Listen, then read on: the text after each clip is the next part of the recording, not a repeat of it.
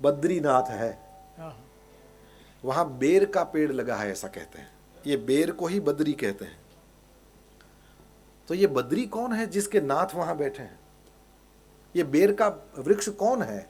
तो कहते हैं कि लक्ष्मी मैया ने देखा कि मेरे प्रभु इस तरह से तपस्या में मग्न है और वहां ठंड जोरों की पड़ती है, बर्फ पड़ती है, तो ठाकुर जी को श्रम होता होगा। अब मैं लक्ष्मी के रूप में वहां जाऊंगी तो मेरी साड़ी इस तरह से ओढ़ा दूं, ये वो करूं, तो इसमें कितनी बर्फ आएगी, साड़ी फट जाएगी, क्या करूं? सोचा कि पेड़ बन जाऊं। तो भगवान तपस्या कर रहे हैं और उनके ऊपर वही बेर का पेड़ बन करके इधर छा गई उनके ऊपर, तो जैसे छत्र जैसा हो गया।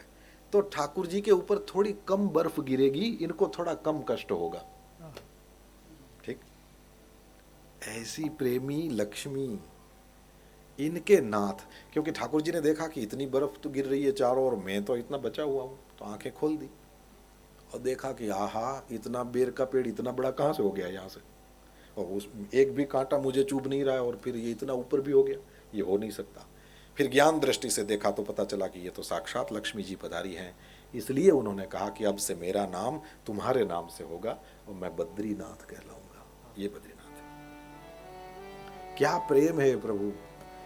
भगवान तो जहां बैठे हैं वहां बैठे हैं, हम सीखें इस तरह से, जहां भी लक्ष्मियों को अवसर मिले, लक्ष्मियां बेर बन जाएं और नारायण पर कम बर्फ गिरे उसकी कोशिश करें। कभी नारायण बेर का पेड़ बन जाए और लक्ष्मी बहुत काम कर रही हो तो उस पर कम बर्फ गिरे, कम श्रम हो, कम तकलीफ हो, उसके लिए प्रयत्न करें, तो फिर आप भी बद्रीनाथ ही हो।